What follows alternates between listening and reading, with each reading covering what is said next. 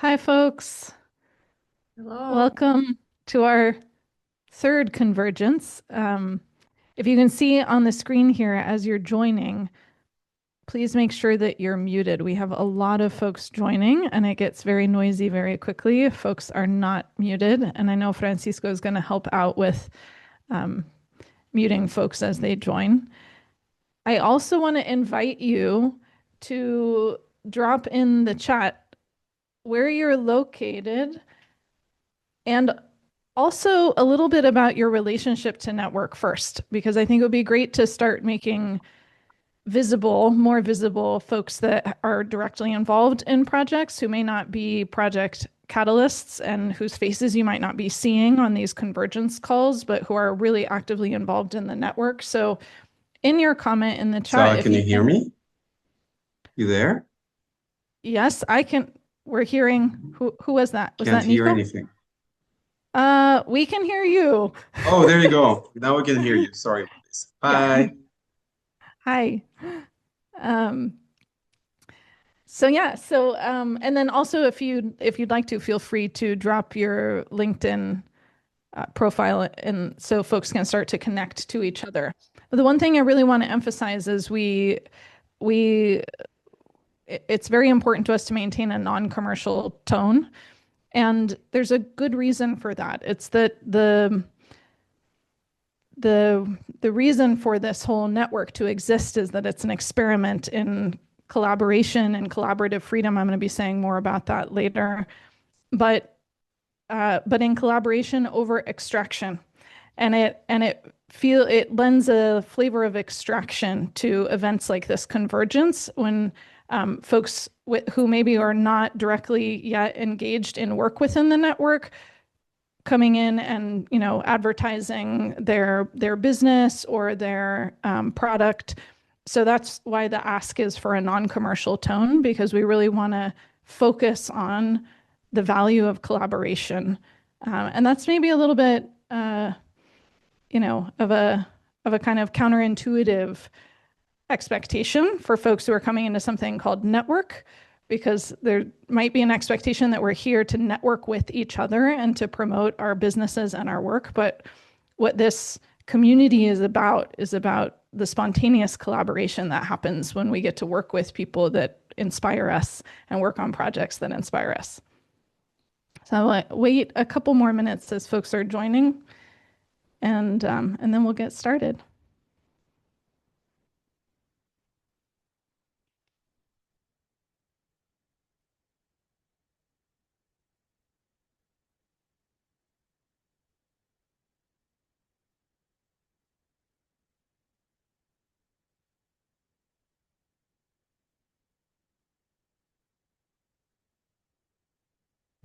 This is a serious economic situation.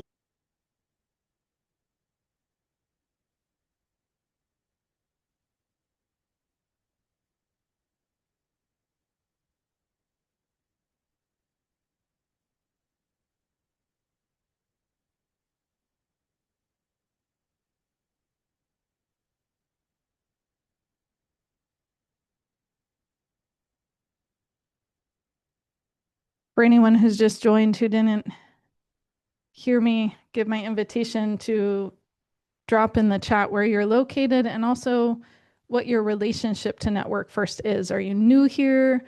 Is this the first time you're joining us? Are you directly involved in any projects within Network First? Would love to see some of that show up in the chat.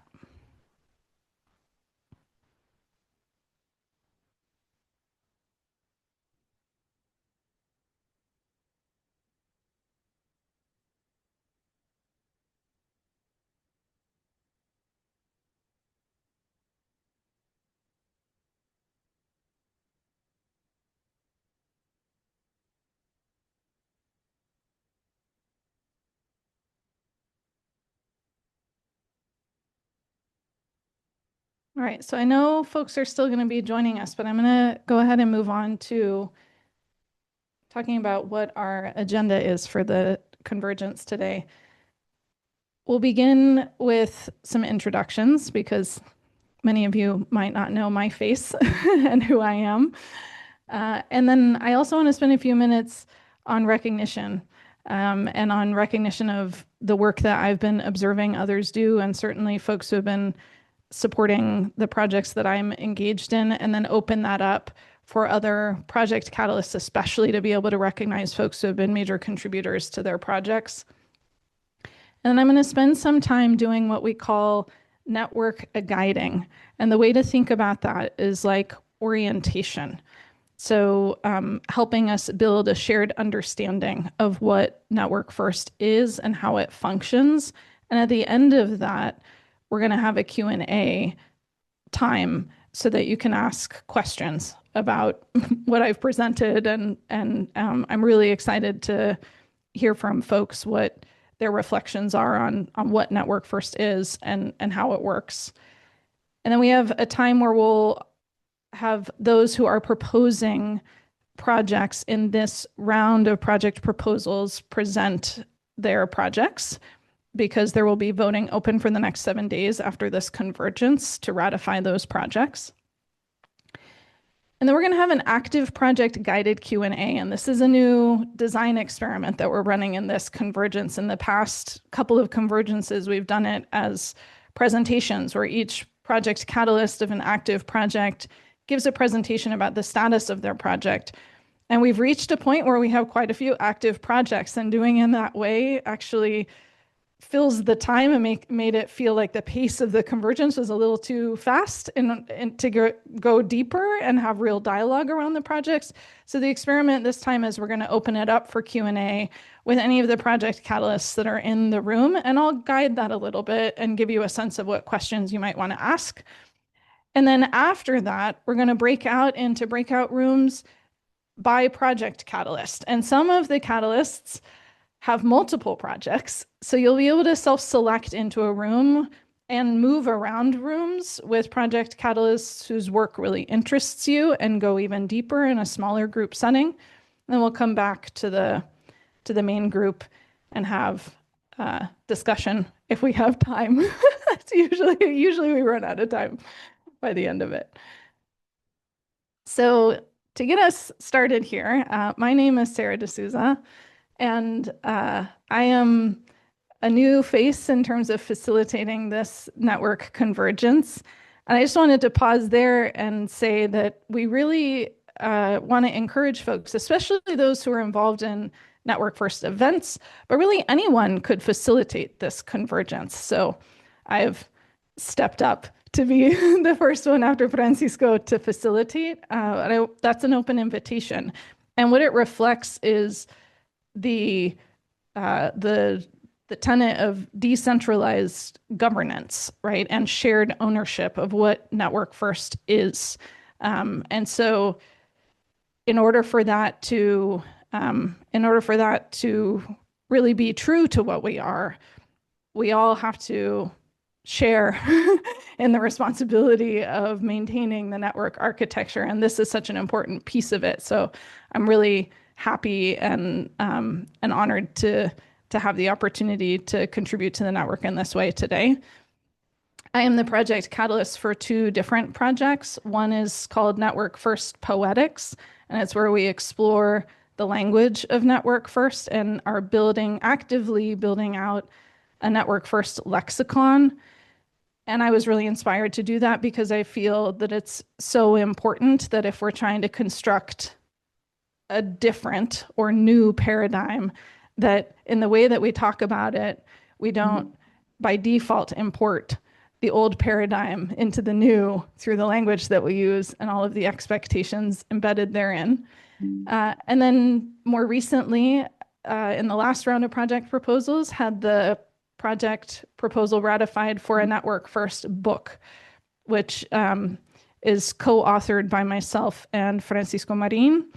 And we're inviting folks to join us in guiding the structure for that book and being a high signal feedback group for us. And that invitation is still open. So if folks are interested in those projects, I'll be one of the catalysts in a breakout room, or in the open discussion, you can ask me questions about those projects. I'm also an active project member in Network First Semiotics, Network First Consulting, Network First eCommons, the Network First podcast, which is really called Visions from the Network. That's Nat's project. But I'm calling it the podcast, so it's a little bit clearer what it is. And Network First events, which I'm technically not an active project participant, but I think this, Francisco, I think you'll say this qualifies me as an active participant. So to give you a sense of what the network looks like at this stage, we've got over 500 members. Do you have an updated number on that, Francisco? I bet It's hi everyone. We are close to 700 members right now, Okay. and I think it's between a bit more than 300 companies reflected here. Sorry if any of the logos is not reflected yet. I'm trying to do my best to keep it updated. So if you don't see your logo, please reach out to me and I'll add it. So it's a growing community. I mean, that number has gone up 200 since the last time we did this slide, and there's a lot of diverse perspectives and experience represented here. I wanted to focus on a few people to turn the spotlight on and to just express my gratitude for. And I want to be clear that the names on this slide don't represent everyone that has contributed a lot of work to Network First. They're just the people that I have personally interacted with a lot through the projects that I'm actively involved in catalyzing. And then just folks that I may be interacting with through other projects for which I am not the project catalyst, but who I see contributing a lot. So I love that folks are reacting. What I was hoping to do was to invite the folks whose names I put up here. Maybe the best thing would be, rather than a reaction, you could raise your hand just so folks can see you. Do folks know how to raise a hand? It's the equivalent. Well, yeah, you could raise your real hand too, or you could raise your Zoom hand. But the equivalent of standing up in a Zoom room, right? Like standing up to receive your applause. There's been just so much great work happening. So those are some folks that I just wanted to personally thank. Like Network First Poetics especially would not be what it is without these folks showing up regularly and bringing just the most sincere, authentic, also intellectually incredibly rich and stimulating ideas and voices into that room. It's one of the things I look forward to the most every week when I see it on my schedule for the day. I'm like, yes, I get to be with my poetics friends today. So thank you from the bottom of my heart. And then I wanted to open it up to any other project catalysts, or even not project catalysts, but if you're just a member and you've observed somebody that is contributing a lot to the network that you really wanted to give a shout out to, this is a great opportunity to do that. So does anyone else want to take a moment and express some gratitude? Francisco, is your hand up for that? Sure. And well, first I want to recognize you, Sarah. Thanks a lot for volunteering to facilitate today's convergence. You're doing a great job. And I also wanted to give a quick shout out to Zane for organizing a great gaming experience for the members of the Measuring Success in Network First team. We had a lot of fun. And also Janet Collins and Anna Levitt, who have been like super active across many of the projects I've been working on. So thank you guys. Joe, is your hand up because you want to do some recognition, or is it just up because you were one of the people I recognized? No. As a matter of fact, I wanted to take Francisco's cue and recognize yourself, Sarah DS, for being a monster intellect and a great uniter. So, thank you, Joe. That's a big deal. Kai is not in the call. I would also give him a shout. And there's a growing dialogue in eCommons. So, and I can't name everybody who's been talking there, but they're definitely in my list. Yeah, already I would add, well, in e-commons, I've been interacting a lot with Zane, who I already acknowledged, but then also Otman, who's new to Network First, but has already just been an incredibly helpful voice, at least in that project that I've observed. Katarina, did you want to call out some folks from your workplace design project? I wanted to recognize Jaya. Jaya is attending all my meetings, so I'm really grateful for that. So thank you, Jaya. Wonderful. Anybody else want to do some shout outs before we move on? Awesome. Great. So I wanted to spend some time. Oh, and there's Atman just joining now. He missed my call, my shout out. I wanted to spend some time orienting us to what Network First is and how work happens within the network. And this is also part of the work product of our Network First Poetics group is evolving the language around how we describe this. So we've had, for the last several weeks, we've been actively working on a model for what we call the network cycle that I'll be walking through, but I wanted to name it as something that's very much a work in progress still.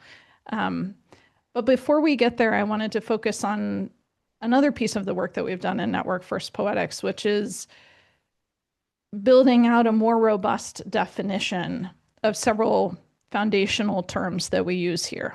One of those is the network convergence. This started off actually as being called the all hands. And that was one of the things that all of us in the Network First Poetics group said, oh, like all hands meeting has so much baggage around it. Let's call it something else. And then one such foundational term that we interrogated, explored, and built out a more robust definition for is the thing that I would argue is really the North Star of what Network First is. And we call it collaborative freedom.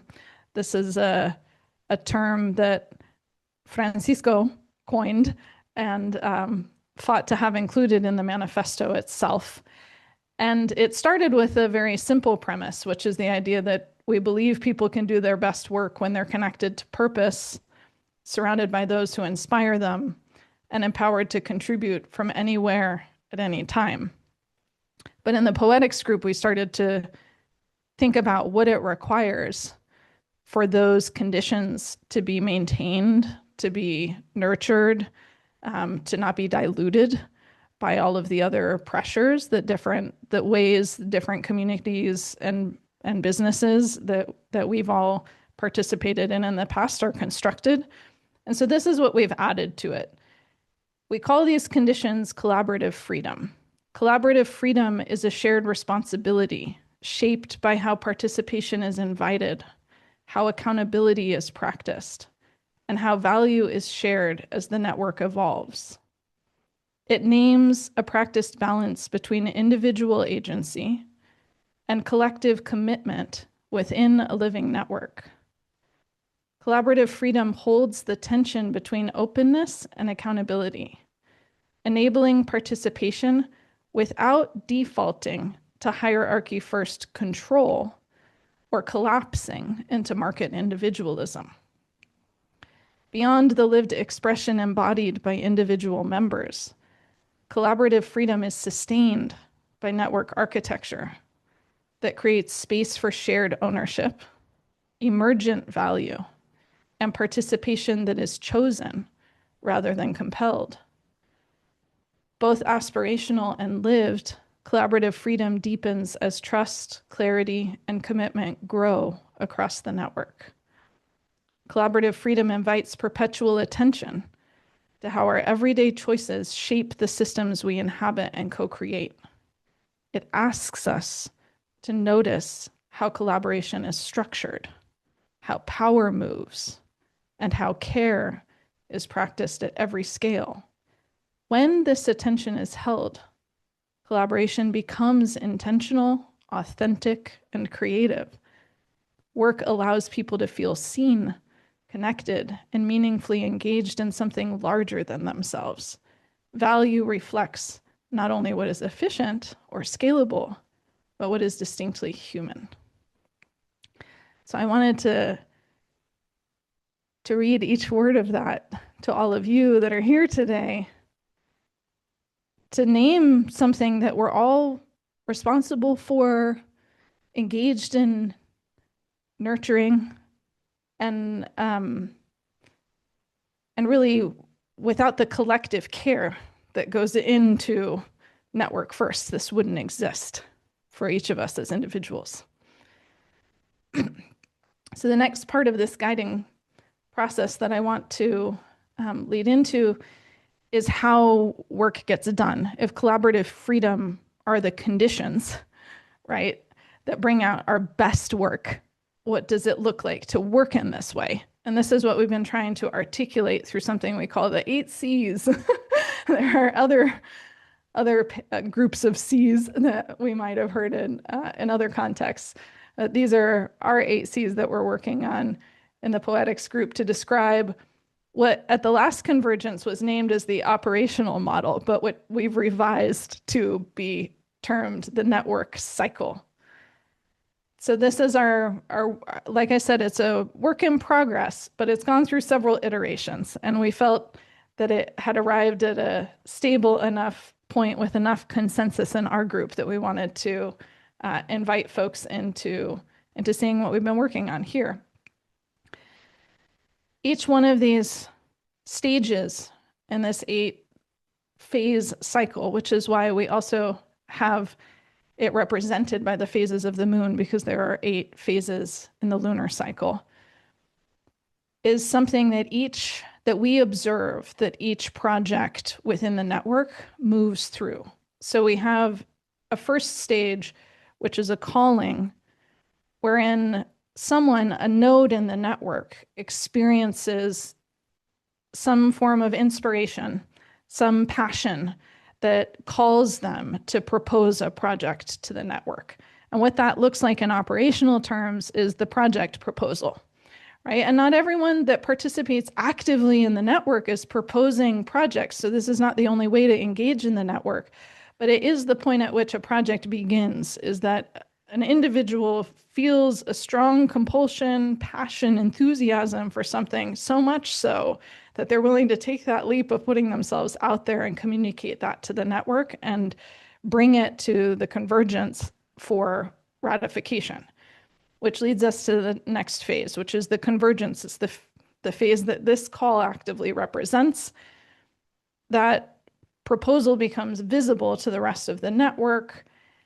And the network then moves through a process of evaluating and determining if our collective energy should move toward that, should turn toward that, and be devoted to that particular project. And before that happens, we go through a process of ratifying projects through voting, so that it creates a guardrail where there's a collective decision-making process, and it's not just an individual coming into the community and extracting value from the community, but it creates a process whereby there has to be some perceived value ostensibly to the network, and the network decides if that value is sufficient to ratify the project.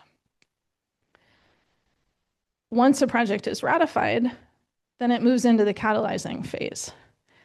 And when you propose a project to the network, you are assuming the responsibility of being that project's catalyst. And that's by design, so that folks don't just propose ideas to the network without having a plan for how that project is going to be, momentum is going to be maintained, and how it's going to be worked on, and how it's actually going to deliver that value to the network.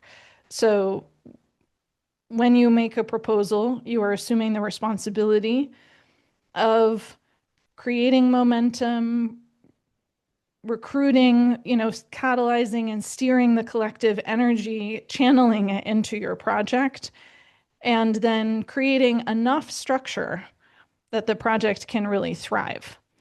So, we've noticed that there are some best practices around that. If you're interested in proposing a project to the network, please feel free to reach out to project catalysts like me, Francisco, to learn more about what makes for a successful project catalyst experience. Once the project has, launched, kicked off, there's some momentum in terms of the work that's being done.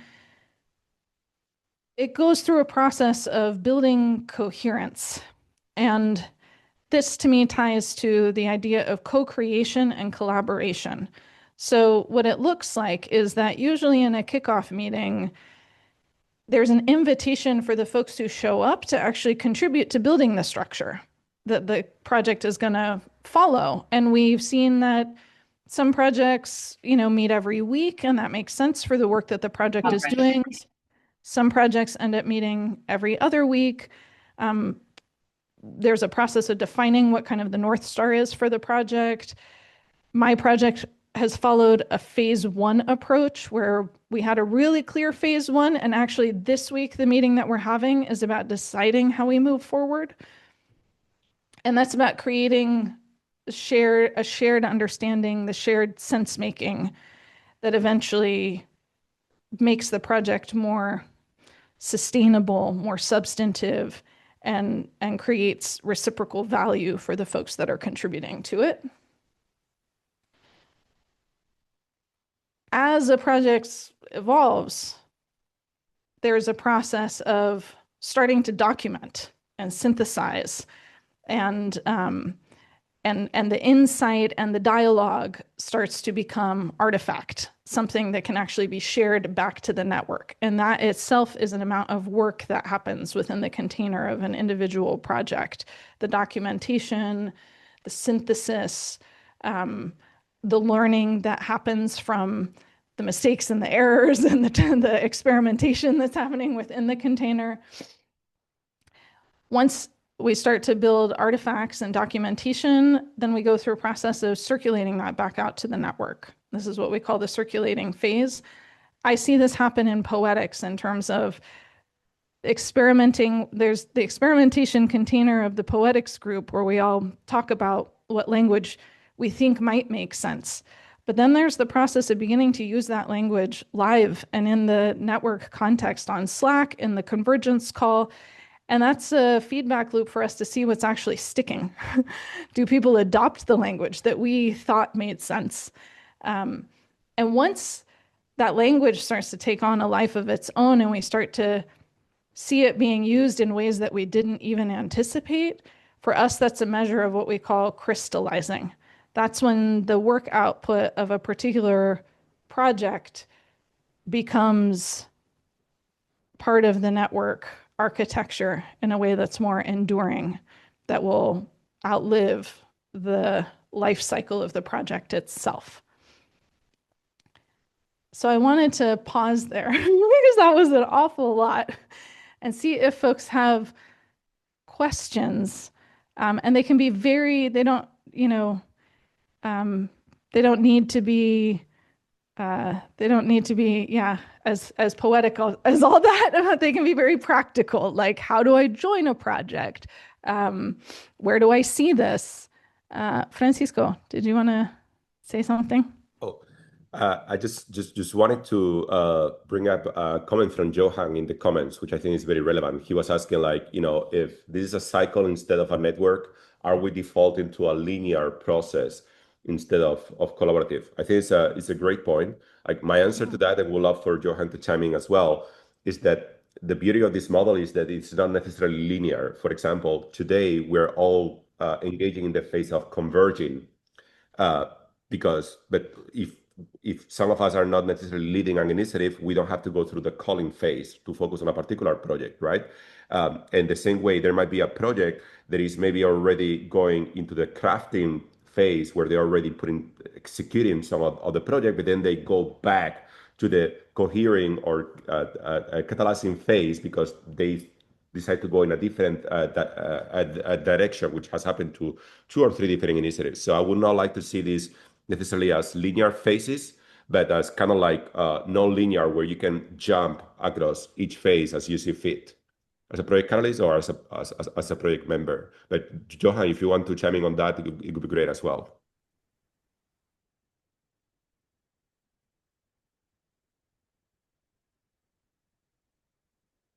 Sally, did you, since it seems A like slightly different Johan point, did- just a clarification. Sarah, is the calling the new moon or the full moon? I'm having trouble discerning which is which. Oh, we, that's fun because we had a dialogue about that in the poetics group. Which one should it be? In this particular image, we have it as the full moon. And the reason we thought that that was appropriate was that it has to do with illumination, right? With the idea of being, if you think of the catalyst as the one who is the rock that is the moon being illuminated by the light of the sun, that is an image that represents feeling inspired, feeling called to something. Although an argument could be made for the new moon being the beginning of the phase. But Yeah. one of the beautiful things to Francisco's point about this being non-linear, like part of why we were drawn to calling it a cycle, is because there's a sense in which projects might enter at different phases. Like think of the way that poetics ties to Network First book in my case. I've been deeply fascinated by language, the power of language. My first proposal was poetics, so that we have a container where we're thinking about the language of Network First. But I was torn about whether the book is actually an extension of poetics or whether the book is its whole other project. And because in terms of the work process and output, they're substantially different, I proposed it as a different project, but it's the same calling. It's the original calling, right? And so in that way, right, it's not linear, and it's not, that's an example of a project that I would say entered from a different point in the cycle. Does that make sense? It does. It does. Do you want input or do you feel pretty settled on that? Well, if you want to give input, I would say the two places to do that are in the poetics group or the semiotics group, because this is very clearly verging into semiotics, and those groups are so interconnected in terms of the work that we're doing in both of them. I would very much welcome your feedback. Well, let's save that for one of the projects. Okay, very good. Thank you. Does anyone else have questions about network functionality process before we move on? Great. So our next agenda item is new project proposals. And I know that Katarina has a proposal to make and is only with us for a few more minutes. So I'm going to speed through to your proposal, Katarina. Do you want to say a little bit about Network First Atelier? Yeah, of course. So Network First Atelier, basically, we are thinking about how to physically express the corporate brand of Network First. So it could be through creating fashion or adding logo into several spaces. So the reason why I think about this, because I'm running at the same time Network First workplace design, and I created the background for Network First, right? So I was thinking like, okay, where else can we add this beautiful branding, right? So this is the way we can explore together. Wonderful. Thank you for that, Katarina. Very grateful to have your exceptional design eye on the visuals for Network First. We also have a proposal from Francisco about how to archive projects that are no longer active. Do you want to fill in the detail of that? Yes, this is a really very administrative proposal. Just in the process of being a member of most initiatives in the network, I'm trying to identify best practices and challenges and see how we can kind of like handle them. So one particular scenario that we have in some initiatives is what happens when Project Catalyst decides that based on capacity, based on interest, for whatever reason, they are not continuing to catalyze the project. The most common scenario there is that the Project Catalyst would request to archive the project right away. But we have some punctual situations where a Project Catalyst might indicate that it's no longer available to catalyze the project, but will just leave it open. And that's has kind of like a negative impact to the experience of other members, because they can join a project that is not active, and they can have not the best first impression when joining the community. So what this proposal is suggesting is, if a project catalyst indicates that it's no longer available to support a project, the project gets automatically archived on Slack. And then these are not the definitive steps, by the way. So at any time in the future, any other member can submit a new proposal to reactivate a particular project and continue that particular project as a project catalyst with their own vision, right? But in the meantime, it doesn't impact negatively the experience of the other members. So that's what this proposal is about. Happy to answer any questions as well, and I'll be posting on the comments the links to vote for each of the proposals that we are presenting.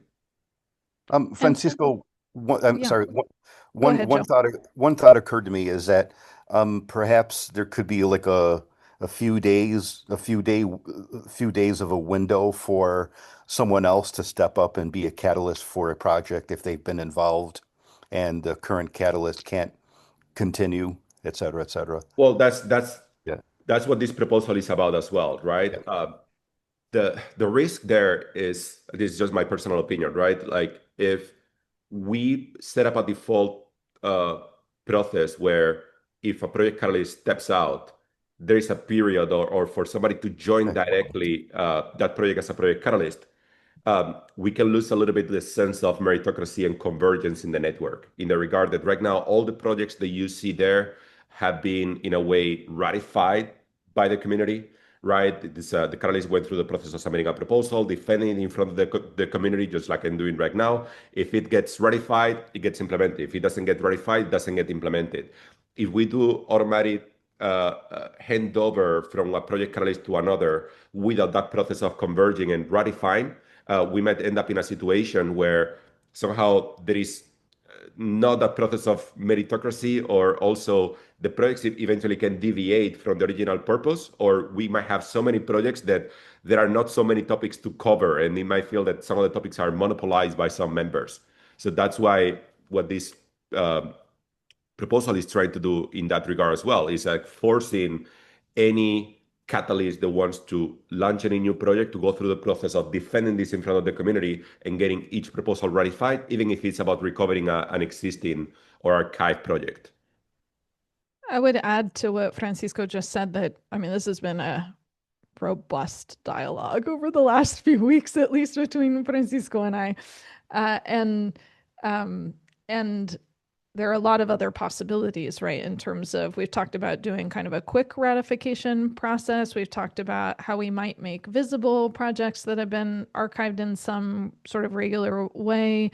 And there are risks and benefits on both sides of all of those things, but it's a very interesting question. But all of that to say that it's definitely been a thoughtful process to land at this as the proposal that Francisco is putting forward, because it's a step that allows us to then consider the next steps, the next pieces of governance that we might want to add to that.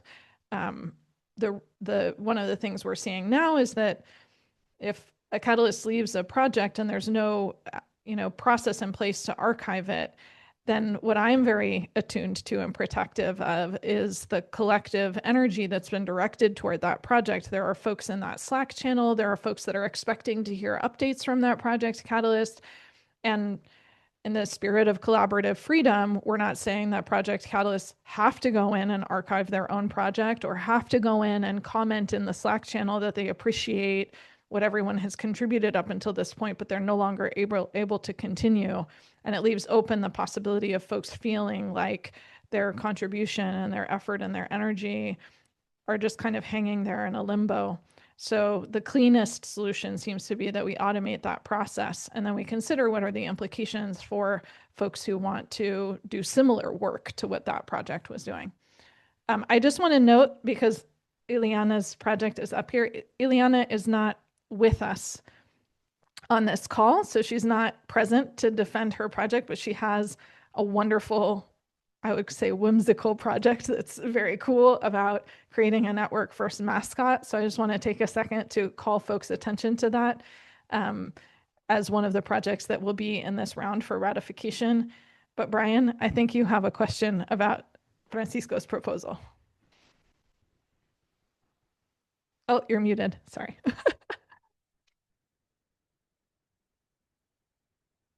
Okay, there we go. Sorry about that. So Francisco, I was just going to ask you if you thought about whether or not, as part of this archive protocol, you would address the question of perhaps merging projects or separating and diverging projects for projects that also maybe get too big or discover like new ground in the midst of discussing the one thing, they uncover another thing, and then now it's split into two in a way, rather than trying to handle, too much scope. Maybe it spins off some scope. I mean, in between starting and stopping, there's some other stuff that might go on. Would that be handled within your protocol, or would that be a different protocol? That's a great question, Brian. And I would say, in principle, it's not really covered by this proposal. So far, what we have observed happening organically in the community is that some projects were naturally merged in the regard that, for example, the active ONA proposal merged with the passive ONA proposal and is now called the Network First ONA. The Network First annual summit was merged with the Network First all hands meeting, which is this convergence, right? Renamed through the Poetics Initiative. So now it's called the Network First events. So far, what we've been doing is to merge projects. We have not split projects. There would be an interesting discussion there on whether splitting projects with different catalysts go against the kind of like best practice of project catalysts having to defend each initiative separately in front of the community, right? But I think this would be a great idea for a upcoming proposal as well, so we can get some clarity on this based on the dynamics that we observe. My personal take on that, I think that merging initiatives is probably a good thing because it simplifies the experience for folks in the community. Splitting projects is a little bit more, like challenging process. So that's where we will need to have additional discussions, I think, to see what makes more sense. But it's a great question. Yeah, I just, in my head, I was like, is it kind of the project management protocol, like in terms of like stepping up to that next level of how do we project manage all of these projects, right? Like, is there a larger container? But if for now we don't feel we've had that experience, then that we'll get there when we get there, I guess. Yeah, and that's another thing, right? Because definitely we don't want to go in a situation where anybody that joins the network has to go through like pages and pages of processes Right. to engage here. We want to keep something that is as simple as possible, but at the same time, if there is any inherent challenge that we experience, we collectively approve mitigation action for that particular scenario, and then move forward with a model that is as simple as possible. Okay, thank you. And one container that I want to name that exists, Brian, is the Catalyst Hub. There's a Catalyst Hub Slack channel, and there's a regular Catalyst Hub meeting that occurs where I can see, to Francisco's point about if two catalysts are merging their projects, there's a container where that dialogue occurs, and they've already defended these projects to the network. Whereas if a project is splitting off and someone is anointed new catalyst by an existing catalyst, then that person would have to be brought into those channels, brought into that container, and would be assuming responsibility for stewardship of something that was not transparent to visible to the network in a way that is consistent with our current network architecture. So some of that, a little bit to some extent, exists, I think, and I just wanted to No, make I like that, visible. Sarah. I actually like that better because, like, there's such a thing as too much process too early, right? And I think it's better that there's a conversation. And now that you've told me, with that explanation, that there's a place for that conversation to happen, I think that's all that's probably needed. Yeah, and it wouldn't be visible if you're not a catalyst. So Yeah, that's, I was not thinking about that. I mean, I knew Which- that meeting happened, but I didn't make a connection. Thanks. Yeah. It's been one of my goals as in facilitating this convergence was the question I was asking myself is how to make the invisible visible. That's what I've been trying to do through the design for today's convergence. All right, so I want to make sure that we cover a really important topic that because it was news to me at the second convergence, and by our second convergence, I think I'd already had a project ratified, and I was like off to the races, working actively in Network First, and even I didn't know this level of detail about how voting works. So I want to pause here and make sure that everyone's on the same page as we go into the next 7 days where voting opens for the projects that you just heard about. The voting period is open for 7 days. Projects must receive 25 votes to be ratified, but all votes count toward that vote total. That is what was a little bit surprising to me. The first time I logged into the portal and voted on things, I saw for, abstain, and against.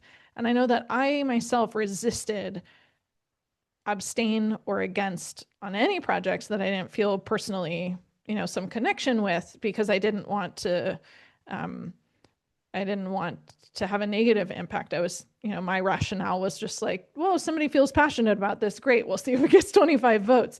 But actually, you're contributing to the vote total if you vote for any of those categories. The important piece there is that more than 50% of the votes have to be for. So I want to pause here and open the floor for questions. Do folks have questions about the implications of that structure or how it works or how voting works?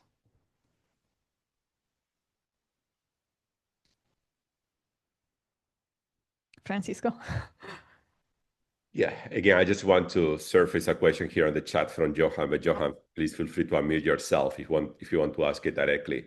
So he's asking, is the intended onboarding flow sketched somewhere? Two specific observations. A, apparently I'm not yet on the approved list for Netlify. So I'm going to clarify that one first. If you have joined recently and there are proposals that were created right before you join, and your email was updated on the distribution list, you might not be able to vote in this round. You'll have to wait until the next one. This is an unfortunate limitation, but it's just inherent limitation of the blockchain technology you are using in the background, and we're working to mitigate it. So sorry for that. In any case, if you want to reach out to me directly, we can try to figure it out offline. B said it was mentioned that there are now around 700 community members, but only 250 on the Slack workspace. So apparently there is a funnel on the onboarding, either by design or by nature. They could be great to look at, have someone experienced from other onboarding flows with pros and cons.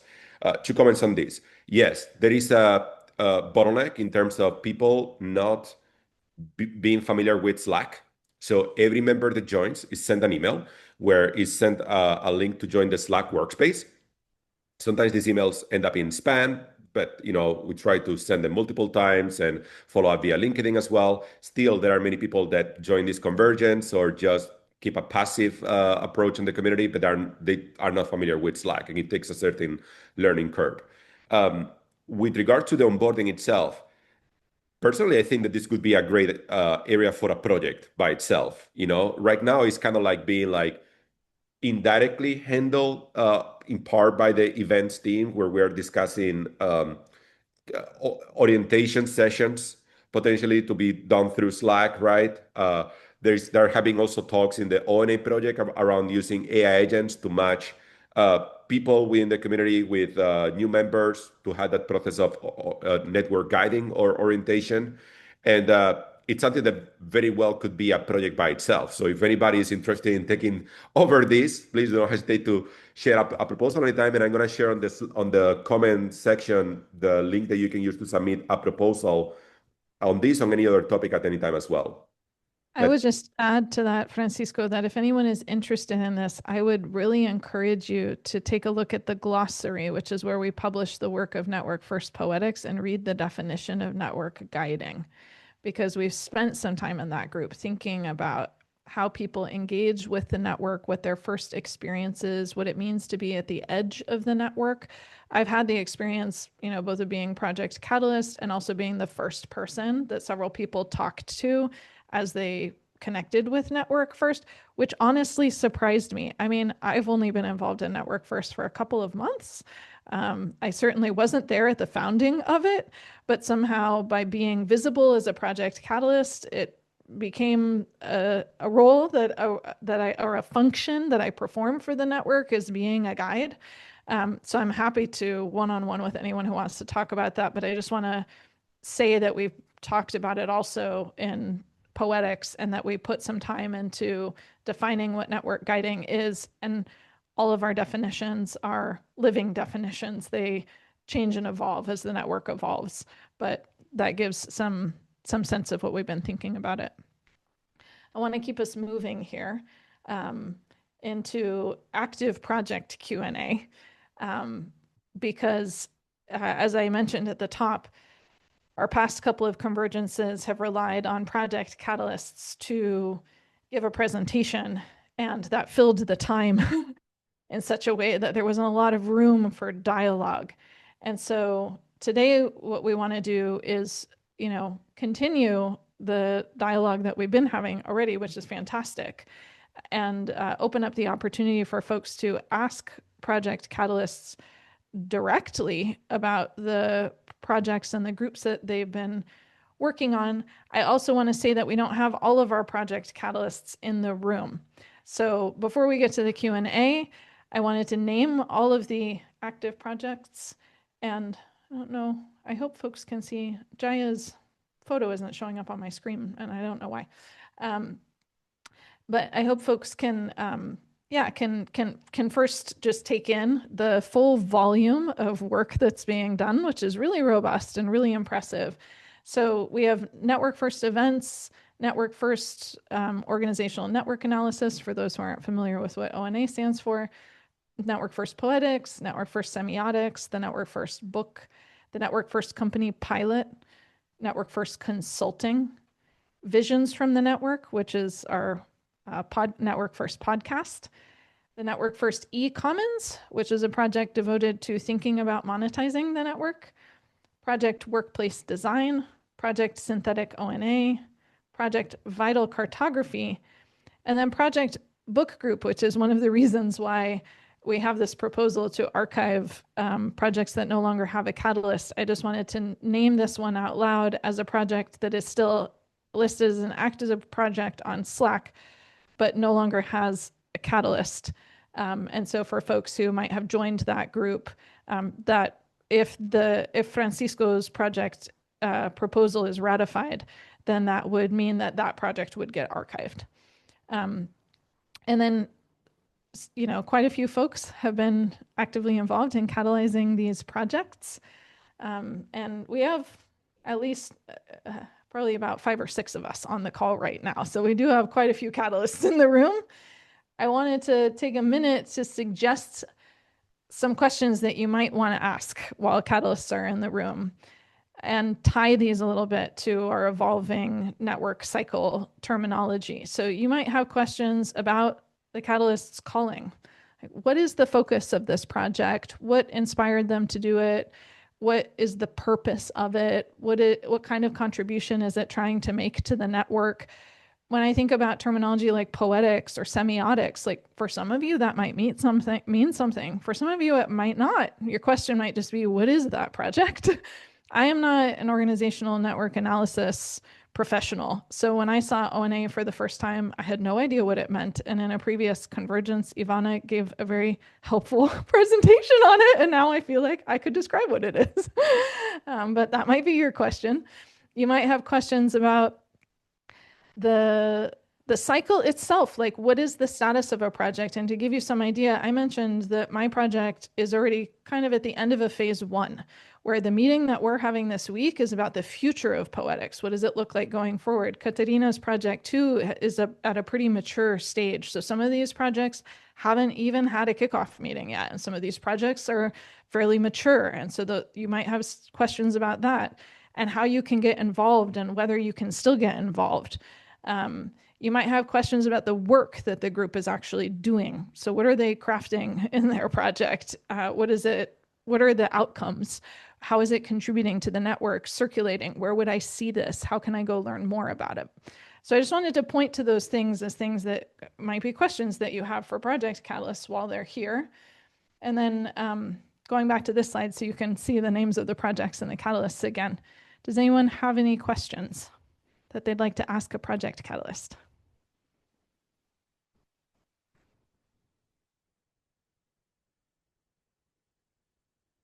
I know I have questions, so I'll launch in and start. Francisco, could you give us an update on the annual summit that's happening in August, since you are Project Catalyst for Network First events? I live in Portugal and I am planning travel to California for that event, even though there's supposed to be a hub in Europe too, but my family's in California, so it makes sense for me to go there. And I would love to know more about what's happening in that project. Sure. Thanks, Sarah. So with regards to the annual summit, basically the idea is to organize it on August 13, commemorating the ratification event last year on the same date. We open a forum basically for any members who want to host an on-site event as part of that event, and we confirm the locations of Brazil, Mexico, Budapest, and San Francisco. And the idea basically still we need to flesh out some of the details, but the idea is to do a half-day event starting at 8 a.m. Pacific time, all the way until probably about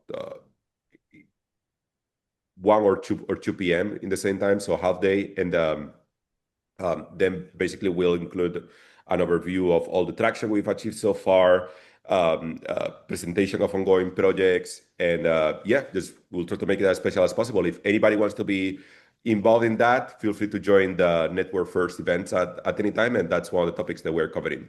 And thanks a lot to all the people that have joined the events meetings on a regular basis. I'm excited about that. We're targeting that right now for the book launch, but we'll see if we hit that timeline. That's the goal. And I have actually a question now for Katerina as well. I know she's about to leave now, but we'd love to, if you could share a bit more about where are you guys now with the workplace design project. I know that you've been working on it for a while, so if you could kind of describe in which phase you are right now and what are next steps. Yeah, thank you. So so it was quite a long journey, I would say. So we went through a lot of ideation, defining what are the workplaces that we don't like, what is the ideal workplace. And then actually we came up with 8 very practical pillars that companies can implement to adopt network first workplace design. So now what we are doing is to translating that into actual floor plan. So we are designing the space. We picked Hana House, which is the place here in Palo Alto. It was previously used as co-working space, and right now it's open to new owners. So if any of you would like to do implement that in Hana House, it would be really great. So we picked that one, and we are basically trying to create a use case or example of how this could be translated into actual workplace. So that's where we are. And then after that, what we would like to do is to create a package and commercialize this as to multinationals or co-working spaces. Anyone have any follow-up questions for Katerina? So, Katerina, would you be working, you imagine how this gets commercialized, would you be working through, some of the major real estate development firms, or would you work directly with a company, or would you do both? I think after we have the example, we have to come up with a marketing strategy, right? And how we are going to go to market. So yeah, so that's a great idea to go through real estate agencies as well. But they have to be specialized in commercial design, basically. That's the only point. Thank you.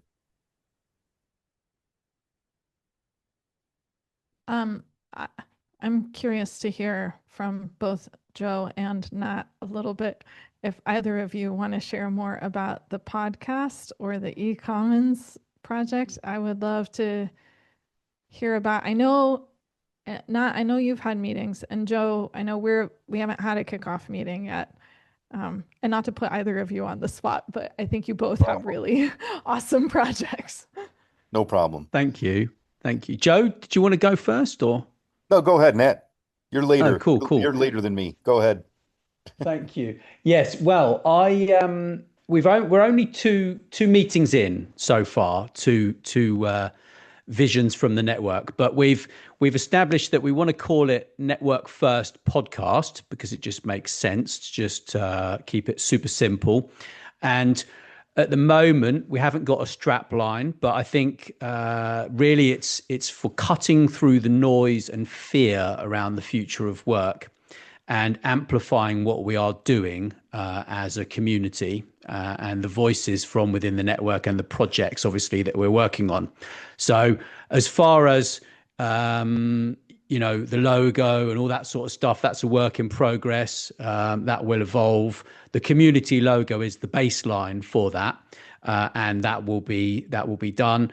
I'm expecting to have a live podcast, I think, probably by the time we get to meeting number 5, roughly. We're going to have 8 episodes in the first season. Let me see what else. I'm going to give some guidance on microphone choice and the best way to record so that we get the best quality sound. And episodes are going to be 38 minutes approximately. They might be a little bit shorter, but we will sort of see where we go from there. And in terms of the revenue and the logic around that, that's something that we're sort of looking to Joe for his guidance in that. But we've got good ideas as to how we want that to work. But when it comes to Joe's project, I just want to say something that I think is important, right? And this is what happened. I believe it was Picasso, and he was in a restaurant, and I don't know if you've heard this story about the dove, and he basically drew a picture on a napkin on this napkin, and this lady basically said to him, he said, well, you can give me 10,000 francs for that. And this lady said, what do you mean? It only took you 5 seconds, 10 seconds to draw this picture.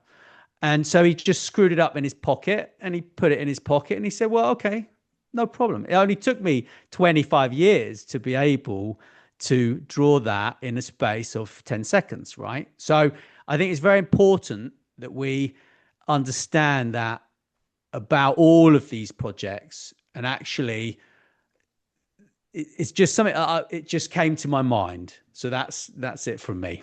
Thank you guys for listening. I think that's a really beautiful thing to point out in terms of making the invisible visible. Nat, thank you for that. What it takes for a catalyst to be able to come to the network and offer freely their gifts that have been developed through years and years of effort and training and struggle and sweat, and then to offer that so freely to this community, and to really, for the community to recognize that, for the community to say, like, what is the value of that? There's something that's so important about the way that you framed it too. There's a beautiful story about Picasso. I've heard that one, but that was great. Joe, I want to hand it over to you because I know I called both of you out, and like here, this is a perfect lead in to you talking more about e-commons. Sure. I'll advocate. I like the word advocate rather than defend. Let's put that in. Anyway, so eCommons is really based on a simple question. What happens if and when money gets introduced into this framework that we're building in Network First? So it is an effort um, to to build or cultivate that framework our way instead of basically correct whatever paradigms have been poisoning the whole monetization topic in the outside world, and we want to do it our way. So it'll be a great opportunity to investigate the paradigms, the assumptions that people carry when money enters the picture, and um, be able to manage those assumptions and reconfigure them for Network First. So it's going to be a huge impact within Network First, and as the influence of Network First grows, so will that impact, as well as the impact that is already happening from the other projects that are being catalyzed and in fruition. So it's an exciting time. It's heady times, and this is us taking control. Yes. Francisco. Yeah. Well, first of all, congrats, Joe, on launching this project. I think that really anybody that cares about the community should join the Network First e-commons. I'll drop the link to join on the comments because this is going to be a huge stress test for the model that we have right now. I know that many of you are not familiar with decentralized environments like DAOs and so on. We have some people like Othman here who has a very significant experience in the space. But this community has achieved so far something very unique, and is that coming in a decentralized way, we've been able to launch projects that produce results and outcomes and activity on a regular basis. That's incredibly, incredibly difficult. Now, if we are able to figure out monetization in a way that preserves the vibe of the community and the original purpose without getting in a way corrupted or decentralized, that already we're talking about a model that can potentially complement the traditional centralized organizations. And super excited to share, by the way, that as part of the company pilot, we're partnering with Cornell University to document these methodologies as well, right? So just Joe, I wanted to give a quick comment on some of the discussions that we are already having in the channel, even if we didn't kick off the meetings, because I think it's important for the community to know some of the ideas that are going on there, right? So for example, like my vision of a potential solution there is, imagine a scenario where, say, for example, Sarah publishes a book about Network First, right? So there is kind of like a marketplace within the Network First community where Sarah can leverage that marketplace to commercialize the outcome of a particular project within the community. Now, say, for example, that a member buys Sarah's book for $10. So we could have a setup where maybe like 2/3 of the money paid by the member go to Sarah, and 1/3 is distributed across Project Catalyst, whether they're commercializing their outcome or not. And this would work in a way where basically every dollar that is paid is turned into one token. This is based on cryptocurrency, but it doesn't use speculation. You cannot invest on the token. So we mitigate, on the one hand, charging people upfront for joining the community or having sponsors, so still is non-commercial in that regard. But at the same time, any revenue that is generated for the Project Catalyst comes after the Project Catalyst themselves have been given value by the network. That makes sense. So I think there might be a way on how we can mitigate some of these intrinsic challenges on monetization, but I encourage anybody to join the project, to join the discussion. And would also love to ask Jaya to provide an update on the passive ONA component in the ONA project, since I know that she's been doing some cool discussions there with Johan, among other members. So Jay, if you want to elaborate on that. Yeah, so briefly, in the last convergence meeting, I did update you guys where we are with regards to how we're using passive ONA. And we saw how we can see, who's working, not who, but how the network is working and so on. Now, I also want to introduce Johan, to give some pointers on this, and because he is so skilled in passive ONA. I had a great conversation with him on Friday, and I was just amazed at what all he has done. So, Johan, if you can just jump in and give your feedback, I'd really appreciate it, because I think it'll really benefit the entire organization. Yes, of course. I'm never shy.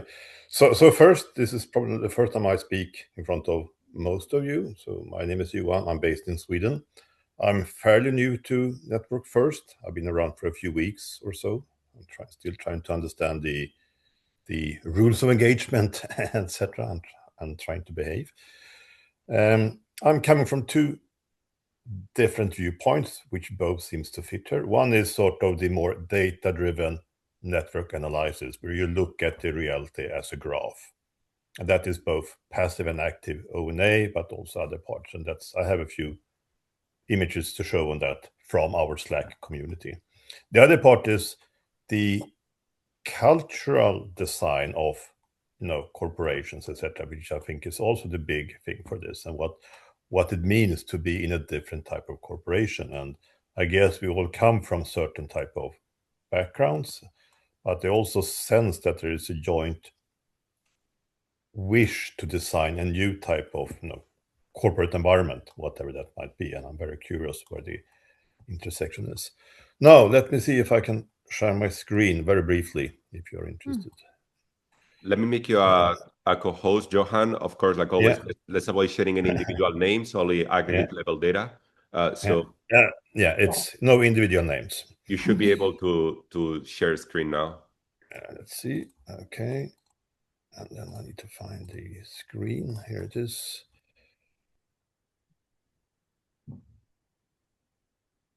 So, can you see this? Yep. So I'm not sure where some of you are probably very familiar with this type of network analysis, and some might be sort of new to this. So I will make a quick conversation on the Slack social network analysis or organizational network. So what we can do is we can bring out all the data in Slack. Basically, it wasn't that hard actually, and you can then put that data into very different type of network configurations. You can look at messages and the replies to messages. You can look at the different channels. You can look at sort of who reacts to whose message, and there's tons of different type of networks. For this initial part, I choose to look at sort of the members of different channels. And these are all the nodes sort of I came up with. The yellow nodes are our channels, our Slack channels. I will put name on this in a minute. The numbers are how many members in each channel there is. There are 3 big ones with 150 and above. So this is the English and the Spanish channel, and then there's a network orientation type of channel. The other ones are more project channels. Then we have the smaller dots, which is us. So each dot is actually one individual, but there's no names here. The color indicates how many of the Slack channels that specific dot is part of. So it's a way to look at that. There are, of course, some stats. I will just browse through this. We will probably post it in the ONA project channel, I guess. We'll discuss a bit with Jaya. But this is sort of the list of channels and the number of members in this. And this is if you look at how many members are part of different numbers of channels. You see that the top is on 3. So the median level of channels we are part of are 3. And then we have the top contributor, who is part of, I think, all 17 channels. You might guess who that is. I will not name the person, but obvious. And then you can look at the graph. And this is what's called a bipartite graph. So there's 2 types of nodes. It's channels and there's people, sort of. Most network analysis looks just at one type of node, like people, but here there's 2 type of nodes, which means you could sort of focus on either or, sort of, when you do the metrics, sort of. But what jumps at you visually is that there's actually 2 very different dynamics. On the bottom, you have sort of the core channels. Let me put the names on this instead so you can see the name of the channels, which is sort of where everyone are part of. And I noted that even I am part of the Spanish channel for some reason, even though I don't speak Spanish. So it's probably a, enter here and you get these free channels for free type of things. And then you have the project channels where you need to actively sort of register yourself. And then you get, so the majority of us are down here only. And then there is sort of a extended core team, which I think is most of us on this call, for instance, that are up here looking at that. That is basically the view of the network that I intended to talk about here, if you're interested. Any questions, any comments, any fears, any other types of reactions?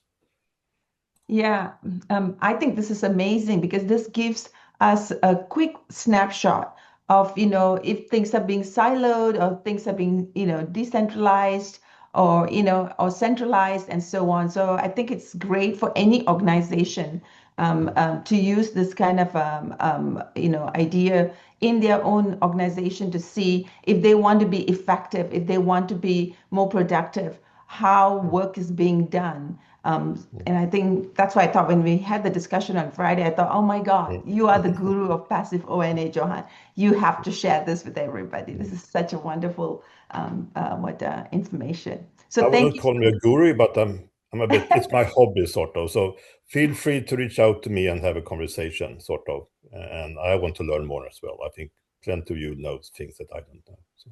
Yeah, thank you, Johan. Joe, you have your hand up. Did you have a question? Yeah, well, it might not be for now, but I'm wondering, how I'd be interested in looking at that and reviewing that diagram, and just speculating, maybe just theoretical, what kind of issues or things we might want to address as a result of looking at that. How do opportunities for adjustments emerge from looking at that diagram? That's my question. One layer that stood out to me right away was just when you said, Johan, like we see these graphs and we go, oh, there's centralization, but a layer of that, from a process or onboarding perspective is simply these are the channels where people are automatically added versus these are the channels where people opt in. So it would be interesting to look at those same data, extracting that and looking at just the channels of communication that are happening where around projects separate from channels of communication that are, kind of automatically built into the onboarding, right? Yeah, actually, the next slide that I didn't show was taking away those three major ones to see. Oh. There you go. So there's two immediate learning. So the one is if you want to reach out to everyone with a question or a comment, use sort of one of the main channels because that's where the majority is, if they happen to look into Slack. The other thing is I looked for clusters among just the project channels a bit. There was no clear cluster that popped into my eyes, sort of. So that's another thing that there might be, but I wasn't able to sort of make it visually clear. But happy to work more on that with all of you. Francisco, you have your hand up too. Oh, yeah, just first of all, I wanted to congratulate Johan. Amazing work that you've done with Passive ONA on Slack. And I know that many of us are passionate about organizational network analysis and are super happy to see this methodology being leveraged here. Of course, like we have to be extremely careful with data privacy, no names identified, no content analyzed. But I think as far as we keep it at aggregate level like this, it can be a very interesting exercise for the community. Replying to Joe's question about the use case of ONA. So first of all, because this community started as a discussion in the ONA industry, many of the members here, we have a lot of experience and love organizational network analysis. And we feel a little bit in an intuitive way that network analysis, because its relation with networks is like a natural framework for a network first methodology to emerge and to be materialized. But the reality is that we are still to find a specific use case where we can integrate the network first methodology with the ONA, active and passive ONA approaches, right? we've conducted active ONA, as you might remember, where we didn't show any names right through the survey. Now we have passive ONA on Slack. I think a potential use case there could be, this something probably should be ratified by the community. But as we start using AI agents, for example, to merge existing members, for example, Project Catalyst or very active members with new members to engage in network guiding, the algorithm could take into consideration the results of active ONA to make sure that the person that is guiding the new member is somebody that is perceived as being an informal leader or influencer with the community. So these are some of the examples on how, even if we don't share names, even if we don't share information at the individual level, we can leverage that information about informal leadership and influence in the background to inform some of these interventions. On the passive ONA side, only just showing this already show us some of the dynamics that are going on, right? So, for example, immediate action that we can take. If anybody doesn't speak Spanish and has been added for whatever reason, please feel free to leave the group at any time. And I'll make a personal note as well, not to add people that are not Spanish speakers to the Spanish. So this is great feedback. But great job, Johan. I see your hand up, Johan. I just wanted to add something that has been before it leaves my mind as I was listening to Francisco talk. I'm in terms of making the invisible visible, right? If folks are interested in the work that is happening in a project, know that you can join the Slack channel and observe and be part of the dialogue there, and not necessarily be committed to weekly meetings or other, time commitments that might be incompatible for your schedule. But there are definitely ways to engage with Network First and be an active participant that don't require more time or, synchronous meeting time. And I just wanted to say that out loud because I don't know that that was entirely obvious to me when I joined. I've recently become much more active in other Slack channels. I happen to be someone who's very comfortable using Slack, but I resisted joining Slack channels for projects that I didn't see myself, attending meetings for because I only have so much time on my calendar. And I found that I can be really actively involved in things and contributing to the work in ways that are asynchronous. So I just wanted to surface that. Johan, what did you want to add? Two things. One, I'm a total newbie on Slack, so I'm learning as I walk, sort of. And it took me a while to actually find where I found in the channels I was not added to, right? So that's one part. You need to actually understand where do you find the other channels that is not visible to you. The other part is, one lesson is, for each and everyone in the project, take the time to post in the main channels every once and then that this is where we are at, sort of. So you don't need to walk around and check into all of the other channels, even if you're curious. And you don't need to join a Slack channel to check in. You can just click on it and read what's in there and then sort of without joining. It's another pro tip that I learned. Then as a comment, I'm very passionate about different organization dynamics and how you build, collaborative environments and what might work and what might not work. And one thing that is, I usually claim we do wrong, even in sort of progressive organizations like this, is don't look for the leaders. Look for the long tail, because that is where you can gain most to activate people, right? And if you look at the share of voice, that's not, we are trying to have some kind of open conversation here. And the more I speak, the less time you have to speak, and the more people have to listen, right? So listening is the key part, sort of. And that can also be, of course, proxy measured with this type of things, but it's a different type of cultural conversation, and I'm not sure what's right, but I'm curious where we should have that type of conversation in this community. Thank you for listening. I love that. Thank you as Francisco was looking for use cases for ONA, I was thinking the Catalyst Hub, like to your point about encouraging Catalyst to post more in the main channels. It's something that can just be not obvious when you've assumed the responsibility of sort of stewarding your own channel. It becomes a kind of blind spot to then make your work visible in the main channel. But just what you shared makes such a compelling case for doing that, right?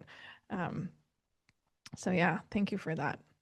I want to make sure that we have time to spend time in breakout rooms, even though this has been such a rich dialogue. We have the opportunity to split up a little bit and go deeper. And I want to say out loud something that I saw in the chat, was somebody asked me to talk more about the Network First book, but I'm going to go ahead and save that for the breakout room. Francisco, are you at a place where you're ready to present breakout rooms? Yeah, they should be open now, so you all should be able to see them and join the rooms by yourself. If there is any project catalyst that is here that I haven't covered in the breakout rooms, just let me know. But with this, basically, can you confirm if you can see the rooms to join? And if you are a project catalyst, please join the one with your name on it. Yes, that's the first step, exactly. So looking forward to seeing everyone in the breakout rooms, and then we will come back with about 5 minutes to spare, so we can all be together again before we sign off. Sound good? Perfect. Start joining. Okay, see you in a bit. So we're back in the main group, is that right? Is that what I'm getting? We're back in the main group. Is everyone? Oh, okay, yeah. Francisco is here. It reorganized, so my screen is different now. I know. Sorry, everyone. If you tried to get into the podcast room, I tried, and there was no one there, so I went to Joe's meeting. But I had a glitch in the beginning, so I was like, "Where am I?" So I kind of messed up. So nothing personal. I had a good time in Joe's meeting, though. It's good learning for us, Nat. I mean, that design, all design is an experiment, isn't it? But that design was an experiment. Like, how is this going to work? And we have a few minutes. I would just love if folks have some live feedback to offer on what that was like, being able to break out by project and being able to self-select into different project rooms. I mean, you could just give a thumbs up, or if you want to comment on it, that would be, or a thumbs down. I mean, really, I'm very open to feedback about how that was organized. Was it helpful? That's what we're trying to figure out. I found it super helpful and really, really compelling part of the meeting. So thank you. Awesome. Great, Sally. I'm glad. And thank you for being in the call with me. That was great. I think that this is the first call I haven't been in with you, Sarah. I remember like the last 2 times we were in the same. That's true. We were randomly placed in the same breakout room twice. Brian, what did you want to add there? I was just going to say, I think it was interesting. Like, there was the goal of let's ask some questions of the catalysts and learn about kind of like what's going on with them and all of that. But then there was also just this secondary goal of how the conversation would just like wander off in new directions and cause you to get to know the people that were in the room with you, which I think are both really valid goals. I'm not sure if it was frustrating for the project catalyst because they felt like, there's a lot of cat herding involved in this, right? Sarah, you understand. I have no idea what you're talking about, Brian. But I think it was all goodness. Alan, can you say real quick? You said it sounded like you didn't have an option to go anywhere. Well, it was more than just me based on the conversation we had. But yeah, I see now that on the bottom there's a transfer to room. I didn't have that option before. So, and based on other experiences, it may be due that I'm on my paid account logged in through, and some people it's different based on how you log in, I think. Wow. But, I think what no, I had that, but I pushed the button to go to the room of the room that I was supposed to be hosting. Ended up there a little bit late because it didn't work the first time. So I think the delay, perhaps there's a little glitch in the software, because there's always a glitch in the software. Because I popped into the other room to get some tea, so it might have been a bit of a glitch because I took too long to push the button, and then so there you go. It is what it is. Since I want to respect everyone's time, since we're almost up on time, I wanted to close by, since I'm not technically in the events project, Francisco, do you know if it's the plan to send out another feedback form at the end after Yes. this convergence, because Yes. some of these issues that came up, I just would like to really encourage people to be very transparent with what worked, what didn't work, because all of these things help us refine the design every time. Exactly. We'll share between today and tomorrow the new form so you can share the feedback, and we'll review it as part of the events project team to make sure that we can incorporate all these best practices. All these changes in the format that you see basically are also part of that feedback that you've been sending in the last convergence. So thank you for that. And congrats, Sarah. I think it was a great convergence. You did a great job facilitating. Yes. Thank you, everyone, for everything that you contributed to this incredibly rich discussion today. I feel like I know more about what Network First is just from being here with you all. So, thank you, and looking forward to the next one. Thank you, guys. Bye. Thank you so Bye. much. Bye. Ciao. So long. Ciao, ciao. Thank you. Bye.